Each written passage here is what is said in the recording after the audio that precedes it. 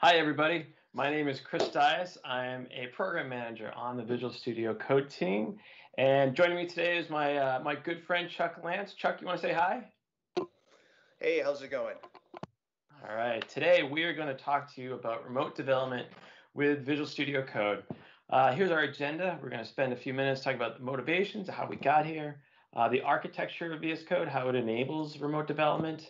We'll look at the remote extensions themselves, which kind of bridge the desktop with the remote backend. We want to spend most of our time in demos, and we want to leave 10 minutes at the end of the session for a Q&A. So let's get started. So motivations, how did we end up with remote development in Visual Studio Code? Well, it really started with the Windows Subsystem for Linux, or WSL. And if you're not familiar with WSL, it's really the ability to run multiple, even Linux distros, full Linux distros inside Windows. And so basically, at the end of the day, you end up with a Linux distro running inside Windows. And we tried to teach VS Code about the Linux distro, things like which direction the slashes go in, how to get extensions to understand the file system that's in Linux and things like that. And it sort of worked, sort of figured out how to make debugging work. But the more we sort of peeled back the onion, the more difficult it became. And then we realized we had to teach all the extensions about WSL, and it just wasn't going to work. At the same time, we were noticing from conversations with customers that development is really getting more and more remote. And it's especially true today with the situation that we're in. And you look at big companies like Facebook who have mono repos that don't even fit on a laptop, or language services to work across that. They basically develop off a remote VM in the cloud. Data scientists are using specialized VMs for training their data models. And we see this whole explosion of browser-based tools that give you access from anywhere. But throughout all of those, it's really not that great a development experience. If you're SSHing into a box, you're usually using Terminal and Vim, which works, but it's not great. Remote desktop's been around for a while on Windows, hard to set up on Linux, and it can be a little bit laggy. If you do have tools that work against a remote machine, you have to recreate the entire environment locally in order to have that experience that you expect, but that kind of defeats the whole purpose of working remotely. And then browser-based tools are just that. They're browser-based tools only, which means you have to sort of move everything to the cloud or stay on the desktop. So we thought with Visual Studio Code, we could do a little bit better. So the idea that we had was that instead of sort of developing locally and moving things around, that you would develop in the context of the remote host. So this is the architecture of Visual Studio Code today. And it's one of the reasons that Visual Studio Code is able to be sort of robust and fast, because the main process that you see in VS Code, we call it the UI process, the render. That's where sort of everything, menus, activity bars, all that stuff sort of lives and runs. It's a separate process from where all the extensions run. The extensions are spun up in their own process, and that's in case one of the extensions goes down, then it doesn't take down the whole UI. We can spin that up in the background, and you never even know. And then, of course, extension hosts or extensions can spin up a number of additional processes to debug the application, run the application. We spin up Git to do source code control and things like that. So this architecture works well for us today on the desktop, but it also turns out to work well for the remote case. So what we did is we kind of put a box around the extension host process, and we called it the VS Code server. And we formalized the communication between the local operating system or the local version of VS Code and then the remote version. And because VS Code runs multi-platform, the VS Code server can run on a different operating system than what the client is running on. So I can run on Windows connected to something that's running in Linux. And the magic of it all, it really comes with what we call the remote extensions. And the remote extensions sit between the desktop and then the back end. And they know how to talk to that back end. So if you've got WSL or SSH or something like that, the remote extension knows how to talk to that back end and set up the communication channel. So that leads us to the set of remote extensions that we have in the marketplace today. There's three sort of main remote ones we have for WSL, the Windows Subsystem for Linux. For SSH, so if you're SSHing into a box somewhere, generally any modern SSH server you can connect to from VS Code over SSH. And then if you think about Docker containers as basically another VM, you can remote into that VM and use that as an isolated development sandbox, which is pretty cool because then I can share it. People can set up things on their own machines without having to pollute their machines with, whatever framework or tool is popular today. And then there's Visual Studio Code Spaces. which gives you browser-based access to basically managed instance, managed by us, Microsoft in the cloud. But it also gives you browser-based access to your own instances of VMs, kind of the do-it-yourself model. So that's what we want to take a look at in the next few minutes in the demos. We're going to warm up with a quick WSL demo. We're going to remote SSH in a couple of VMs. And then we're going to register one of those VMs so that we can access it from anywhere in the browser. And then what we're going to do is we're going to do Rust development, and we're going to get that all set up on my machine. It's a fresh Windows machine. There's nothing on it. We're going to get that all done in about 30 seconds, which will be cool. So let's get started. Excuse me. So I'm here on Windows. I'm going to start up the new Windows terminal. There's nothing magical here, except that if I click this drop down, you can see that I've got a number of different terminals that I can run. And one of them is Ubuntu, or another one is Debian, and these are WSL instances installed on my Windows machine. So now I'm running Ubuntu. I can come in here. I've got all my Linux commands. I can go into this folder, which is basically a standard node application, and I can run Code Insiders. So there's nothing new about this today. From WSL, you can reach back into Windows and execute something, and from Windows, you can reach into WSL and execute things. But the first thing that happens when you come up here in VS Code, you'll see down here in the lower right-hand corner, it says the remote WSL extension is recommended because you have WSL installed in your machine. We're going to ignore this for a minute. I'm going to show you this is the before. And so if I come over here and I say hover over a file, it might be hard to see on the screen because this won't zoom in, but it says the location is whack WSL $ Ubuntu. It's basically the network drive that's mounted for the Linux machine. Make that a little bit easier to see. I can right click and say copy path. If you didn't know that, it's a cool little trick. I'll bring up the README file, so I'll paste that in. As you can see, that's really where the files are located. That's interesting, but not fully interesting. Let's bring up the terminal. And now you can see some more sort of challenges with WSL, right? There's our folder, Command X can't be started with a network path, UNC path. I'm in Windows. I don't have Node installed on this machine. Node versions. I don't have Node installed on this machine, NPM. None of those are there. So let's install the WSL extension and see what the experience looks like after that. So we'll go back over to the extensions viewer. I'll just type in WSL. It'll come up. You can see there's a little badge here. It's recommended because we have WSL on the machine. I'll install it, and that's all it takes. So we could get going, but what I want to do is go back over here to the Ubuntu instance, start over, and show you what the experience looks like then. Okay, we'll start it up. We'll take a second. Now we're connected to the WSL instance. And you can see down here in the lower left-hand corner, there's a little badge in the status bar. It shows us that we're attached to WSL in the Ubuntu distro. We can, in fact, connect to any one of the distros on the machine. So now if I hover over it, you can see it's whack home, whack Chris Dyer, so the slashes are going in the right direction. If I go over the terminal, now I'm in WSL. I can go into the folder. I can run npm install. Whoa, it's a lot of alls. And it's very fast because we're running on Linux, and boom, our application is up and available to run. And of course, I can come in here. I could put a breakpoint in any line, press F5, launch the debugger. And of course, once the debugger's up, I can just go to the browser, say localhost 3000, and we're going to hit the breakpoint over in our application. And see if we hover over platform, it's actually running on the Linux side of things, not on the Windows side of things. So that's kind of WSL in a nutshell. I get the full debugging experience, everything as expected.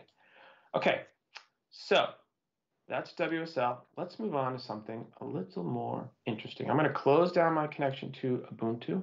Again, you click on that status bar indicator, you get sort of all the key commands for your remote extensions. And one of them I use often is closing the remote connection.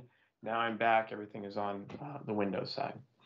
Okay, so let's move over to the SSH experience. What I've got here is the Azure portal, and obviously I'm going to use Azure for my VMs that are in the cloud. You can have your VMs wherever you want. It could be in Azure, it could be in some other public cloud, it can be in your own private cloud, it could be a machine under your desk. Doesn't matter as long as you have SSH access to it. So I've got a bunch of dev boxes here, and I named them for this demo so that you can understand sort of what the runtimes are that are installed. So a plain one, .NET Core, Go, Node, Python, things like that. And we want to go and do some development on that. So let's see what that experience looks like. I'm just going to do SSH in a CDIS dev box. All right, this is my standard plain box. This is kind of what you get. There's a folder. We go into the source folder. Nothing there. I can touch index.js. I can VI it. And this is my development experience, right? I come in here. I can say console.log. If I can remember the syntax for everything. Hello from Vim. That's it. I get basic syntax colorization. I remember how to exit out of Vim, WQ. And if I want to run or debug, I kind of have to just, manage it on my own, manage any ports, things like that. That's my development experience. But with VS Code, I think we can do a lot better. So let's go over to VS Code and see what the experience looks like remoting into an SSH box. I'll start it up again. I've got the remote SSH extension installed. Let's see, where is it? There it is. And you can sort of read through all the things that it provides. One of the key things that all of the remote extensions contribute is a new Explorer. You can see it up here in the upper left-hand corner. It's called the Remote Explorer. And if I click on that, what I'm going to see is actually all the same VMs that I saw earlier in the Azure portal. Now, this isn't some magic, hey, it's connected to Azure type thing. All it is really looking at our SSH config file. If I click on the gear, I can bring up SSH config, and then there's all our dev boxes that we were talking about before. And one of the cool things about the remote SSH extension, it also installs a language service for config files. Excuse me. So then I get a full rich language service for writing my config files if you need help with that. So that's pretty neat. So here's our machine that we were looking at. I'm going to right-click on it. I'll say connect to host in a current window. It's going to restart or reload VS Code in this window. You see there's a little status down here. It's connecting to that machine. Now that we're connected, what I can do is I can bring up the terminal. You can see we're on that dev box. If we go to the source folder again, there's our file. Now, if we want to open up this folder, I can actually now run Code Insiders because I'm using the Insiders version of VS Code, if I didn't say that before, which is our nightly builds. And -r. -r is a flag which will reuse the current instance. And so I'm actually running this on the VM, and it's reloading VS Code on my Windows machine. But it's opening up that folder that we were in, the source folder, and there's our file. And now I get all the richness of VS Code. So I get console, I get completions. Right, I can do hello from VS Code, Codio, and of course you can see there's a little breakpoint there, but I can set a breakpoint on that line. I can press F5, launch the node debugger, and now I get the full richness of VS Code connected to that machine, and I really didn't do anything different except connect over SSH. So it's a much better development experience than going through the terminal. So that's pretty cool. We can do a little bit better. So let's close this connection. I'm going to go back over to the Remote Explorer one more time. One of the cool things you'll see here is when you do open up a folder on one of these machines, we'll remember it so you have quick access to it. But I've got another box over here. It's got Python installed. I don't have Python installed locally on my machine. We'll open up the SSH host again in the current window. If you say a new window, then you get multiple instances of VS Code open. If you work that way, that's cool. Okay, so our app opens, there's a Python file, and of course I get a recommendation that says, the Python extension is recommended. So this is interesting. Let's take a look at what this looks like. So I'm going to say show recommendations, and I see the Python extension, but Python and the source code files are in the remote VM. I don't want the Python extension local because that means that the files aren't there. There's no runtime. There's nothing that the Python extension can work against. I actually want the extension to run on the VM. So now in the remote case, when I install an extension, most of them actually, I get an option to install it on the remote box. So install on the SSH over to CDIS DevBox Python 3.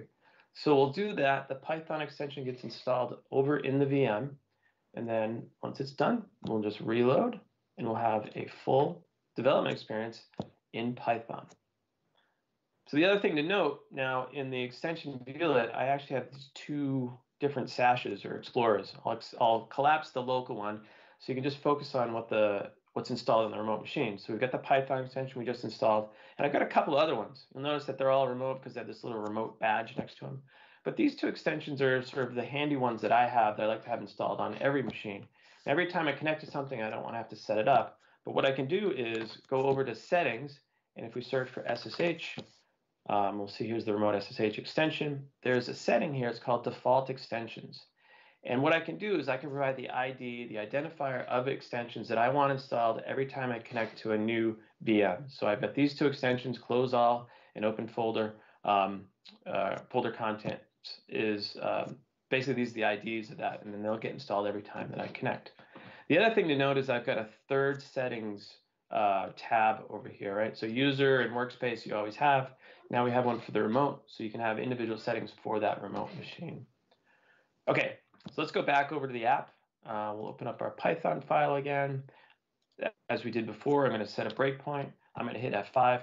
Now this is a Flask application, right? It's going to be running on a remote machine.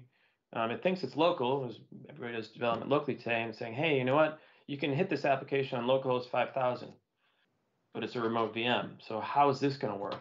Well, if we go back over to the Remote Explorer, when you're attached to a machine, you can see that there's a SASH or an Explorer down here. It's called forwarded ports. And it recognizes the ports that have been exposed on the remote machine. And what I can do is actually forward that to my machine to localhost, right? It's just by clicking on that plus. And now I've got a globe. I can click on that globe, and then the browser will open up. We'll try to browse localhost 5000, which is being port forwarded to some VM somewhere in the cloud, and I hit my breakpoint. And again, you can see as I hover over system.platform, it's all running on the remote machine. I have the full development experience. I can step and do everything that I expect from VS Code running against that remote machine. So we go back over to our app. Here we can press the button, and we can do that day in and day out, and it is a lot of fun. Okay, so this is cool. So I've got this great development experience against my remote VM in VS Code. Let's say I've got a machine that I want to have access to from anywhere, from the browser or from the desktop. Well, we can use that using Visual Studio Code Spaces. Let me show you what that looks like. I'm going to close down this connection, and we will connect over to a third machine, which is our Go development box. Right? So we'll right-click again, open up the host in the current window. Now, so here I've got a whole entire Go development environment set up. I'm connecting to it. And if I want to have access to it, one of the things from anywhere, one of the things I can do is I can open up the terminal, and I can register basically this machine with Visual Studio Code Spaces. And to do that, I'm going to type in VSO start. VSO is a command line tool that I've got installed on my machine. VSO, Visual Studio Online. We renamed Visual Studio Online to Visual Studio Code Spaces last week, the week before. This tool will be updated soon. But basically, I run VSO start, and it is going to do a couple things for me. It's going to have me log in, the device login. So I'll just copy this code, go over to this device login page, paste in the code, say next, log into Visual Studio Code Spaces using my account. Once that's done, we'll come back over here. Do I want to run a persistent daemon? Yes, I do. It will ask me what's the name of the code space to create. I'll just take the default, which is the name of the machine. And then it's going to ask me one more question about whether or not I want to have access when I'm not logged in. And of course, I do. So all we've done now is on this remote VM, we've registered this machine with Visual Studio Code Spaces. And I get a nice link to it, hold down the control key, click on it, the browser will open up, and we will log in to Visual Studio Code Spaces. This will just take 1 second. So the whole world is not logging in. Excellent, looks good.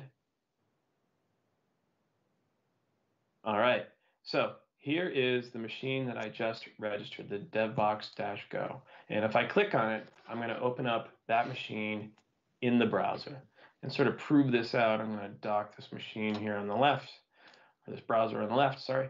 And then if I come over here on the right, here's the same file. I can say hello, and you'll see that the exact same code shows up on both sides because we're editing the exact same machine.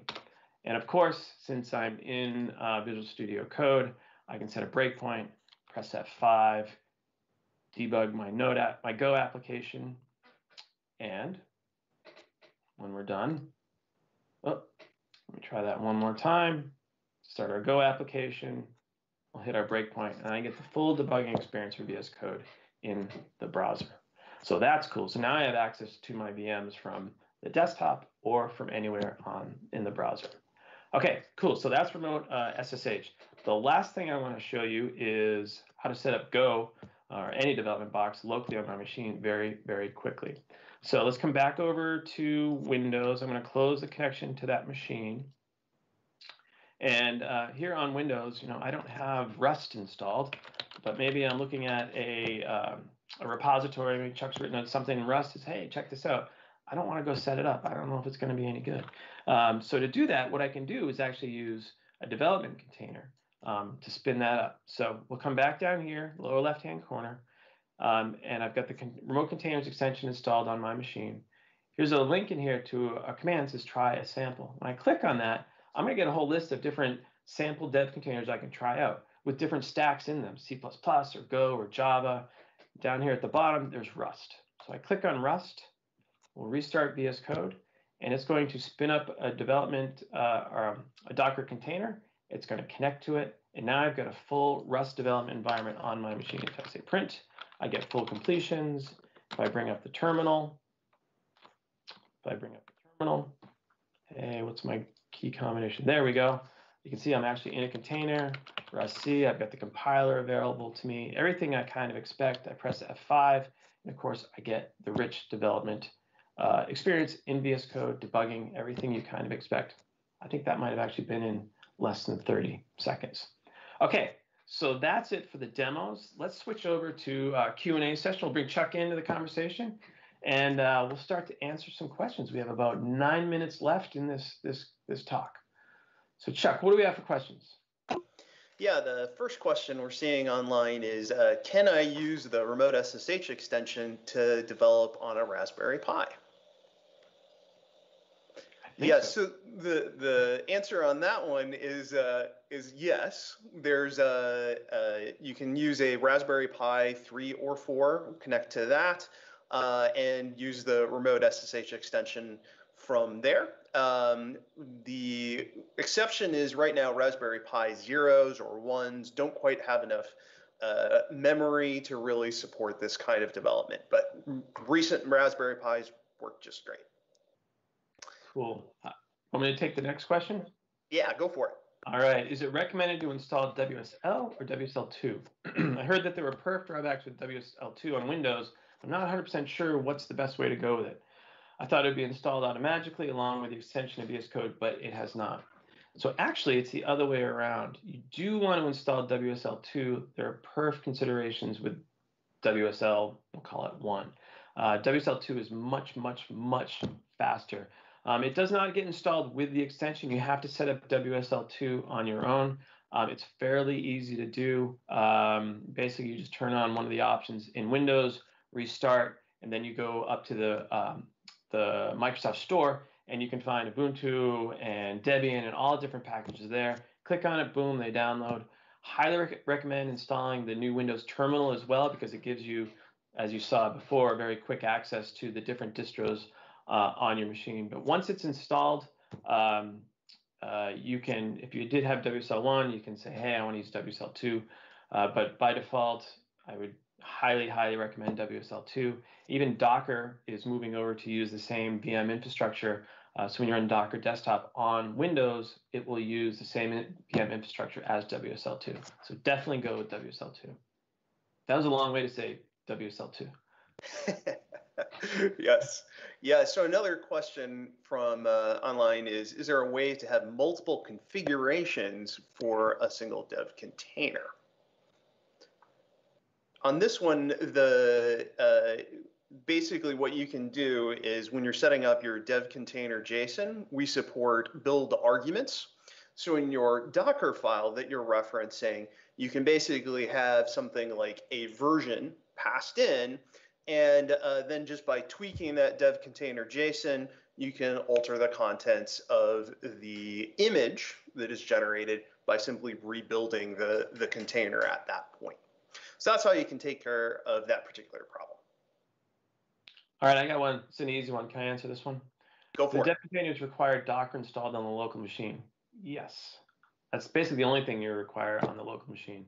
And like I said before, Docker on Windows historically has been a bit of a challenge to set up and configure and sharing drives and all that stuff. The latest Docker that's built on WSL2 is way, way, way easier, a much easier setup. So it's a pretty straightforward installation process. And then once you do that, then you can basically run any stack that can be run inside a container. All right, you're next, Chuck. Pick one. Great. So another question is, could you use remote to do .NET framework development from a Mac or Oh, Linux? I was going to answer that one. Go for it. Yes. Exactly. So you can set up a Windows server running SSH, connect to it, and actually do full framework development from there. And of course, .NET Core runs on Mac OS and Linux as well. So there you can even do that, on a Linux machine if you wanted to. Awesome. All right, I'll get the next one. I won't softball it back to you. So how does this integrate with Git, moving between branches and collaboration? This, I'm assuming, is containers. And so basically what's happening is the file system is actually local on your machine. It's underneath the machine. So like when the container goes away, your files and everything still exist on the machine, but basically it's just regular Git at that point. So you still need to push and pull and commit and do everything you normally would do, which is cool because there's no differences. Your development end-to-end sort of flow remains the same. But because the files are mounted underneath the container, then you don't lose them when the container goes away. And if we're talking about WSL or SSH, then Git is actually installed in the remote, right? And if we're coming through code spaces through the browser, then we're still accessing Git, which is remote on the remote instance. Now, if we're using Visual Studio code spaces in that Microsoft is hosting the instances, then that's a VM and container running up in our cloud, and Git is installed there. So basically, all that stuff happens in the remote. Awesome. So I'll pick up this question. If I wanted to set up several network connections and debug the app container, is it possible to do something like that with dev container? So the answer to that is you can use Docker Compose with a dev container JSON file. So you could set up multiple containers, Redis a container along with a MongoDB or Postgres SQL container, and then in dev container JSON, you just say which is the actual application container that you want to attach to, and you can open it up from there. VS Code, a given VS Code window can only be connected to one container at a time, but there are ways where you can use multiple windows to even connect to multiple Docker Compose managed containers. We have some more information on that in our advanced documentation on kind of container setup if you need to do that.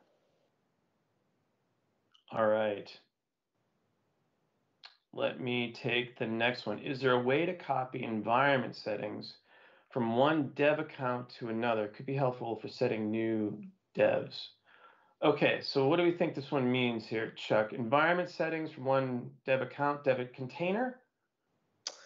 Yeah, and so the environment variables, if this is related to containers, you can pass in environment variables using, there's a property called remote env, and this can reference local environment variables, which then allows you to kind of pick those up from your local machine, move them over. Of course, in your Docker file and things like that, you could also simply copy files directly into the container if that's what you think you need to be able to do.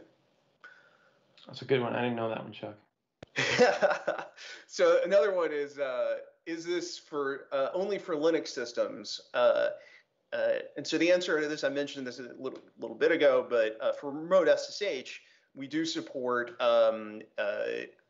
Linux, Windows hosts, Windows 10 using the official OpenSSH server, along with Server 2019, and then Mac. And so in all three cases, you can start from local machine and connect to any kind of remote that you could probably think of. All right, Chuck, we've got less than 1 minute, so we've got one question left. This one's pretty straightforward. I'll grab it. Does the Git extension work with the remote machines? Yeah, this is related to what I talked about earlier. Git is actually on the remote machine, and so the extension, the built-in Git extension, is actually running on that remote machine underneath the VS Code server. Now, if you have like the GitHub pull request and issues extension, you install that extension on the remote machine so it works against the remote Git instance. All right, we have 20 seconds, Chuck. I think it's time to wrap it up. Yes, So it is. again, you want to go first? You go first. All right. Well, thank you very much for joining us. I really appreciate the questions and look forward to talking to you guys another time. And from me, Chris Dias, thank you so much. It was great answering questions. Have fun. Bye.